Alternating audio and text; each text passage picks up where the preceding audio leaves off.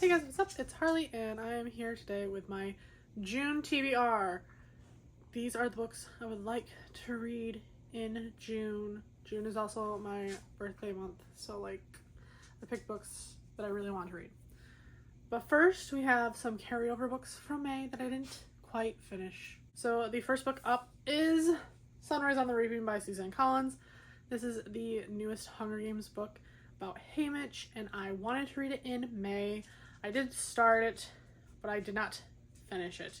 I did hit a slumpy period like mid-May, and that was around the time I went to start this one.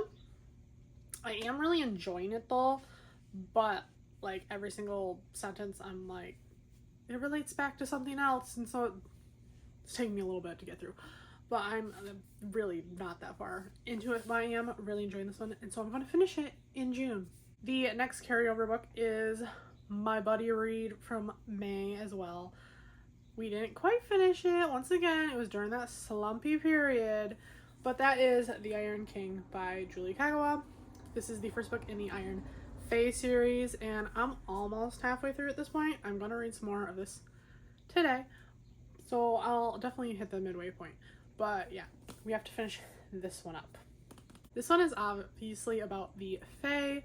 This human girl goes into the land of fairy, or the Never Never, to find her missing half-brother who has been taken and swapped with a changeling. Okay, now for the new books. This is the next buddy read book with my friend Victoria, and we are reading Of Secrets and Slippers by Chanda Han. This is the last book in the Daughters of Evil series, so it's a little bittersweet moment because we've been reading this series for quite a while now, and there's a little hair.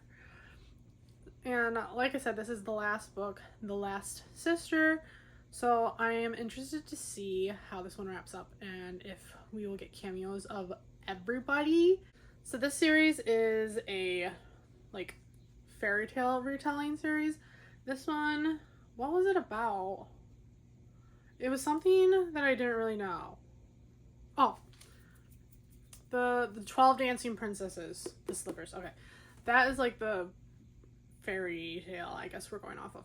But this one follows Honor, and she's rather mysterious as a character. We don't know much about her. She was always off training with this Fae guy. I think he was a Fae. He was Fae or Elf, one or the other.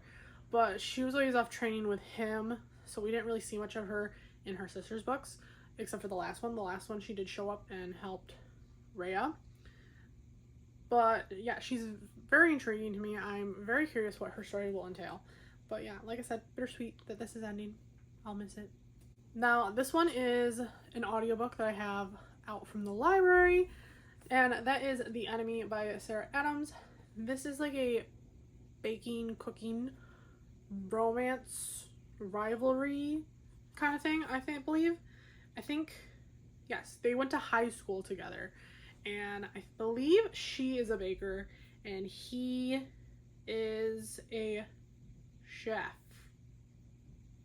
Yes, he is a chef, and I think they come back together for a wedding, and obviously they're gonna have like some bickering tension going on, but I assume they're gonna fall in love. Then I have my next Catherine Collins book. This is Beautifully Broken Control, and this is book 4 in the Sutter Lake series, which I've been really enjoying. I've been reading one a month, so this is the next one that I am up to, and this one is about Kennedy and Kane. Kennedy we met in the last book, and she just started working at Jensen's tea shop, and Kane, I'm pretty certain we've never seen him physically in the book, but we've heard him on the phone because Walker and Tuck tend to use him when they are looking into people's backgrounds and stuff, because he's like a hacker kind of guy.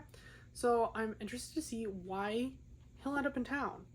What are the reasons? But also just seeing him in general and seeing him interact with everybody. But yeah, so I'm very excited about this one. Now these are next 3 are ones that I really, really want to read and want to get to, and so I'm like, it's your birthday month, read them, do what you want. And the first one up is Ruthless Vows by Rebecca Ross. This is the sequel to Divine Rivals, which I read last year and I really loved. And I really I want to read it. I want to know what happens at the end of the first one. This one is, what would you like call it? It's like historical vibes, but with like a little sprinkling of fantasiousness. That's not a word, but you get me. There's some kind of magical elements in this book. So our two characters are both journalists, and they each have a magic typewriter that they don't realize is magic at the time. And our female character, Iris, sends a letter that she wrote to her brother, and it accidentally ends up in the hands of her arch nemesis. So her letter ends up appearing in, is it the closet? I know hers ended up in the closet. I don't know. I don't remember exactly where the letters end up, but they somehow ended up in Roman's possession, and he decides to respond to her, but doesn't tell her who he is. So he figures out that it's her because she signed it with her name, but she has no idea that it's him, and she would be like completely embarrassed if she knew that he was learning all this stuff about her. But they fall in love through letters, and at the end of the first book they do find out who was behind the letters, but they get separated, and I want to know what's happening there. And this next book is also another sequel. This is book 2, Woven by Gold by Elizabeth Helen. This is the second book in the Beasts of the Briar series, and I read book 1 in, I believe it was March. It was like the very end of March, and I really loved it. So I did get book 2. Book 2 is quite chunky, like damn. But yeah, I'm very excited to go into this one. I believe it's more why choose rather than polygamy, because as far as I know, only 2 of the guys are together, but they all have some kind of feeling for her. So this one, the first book, I don't know if it continues on, but the first book was like Beauty and the Beast inspired.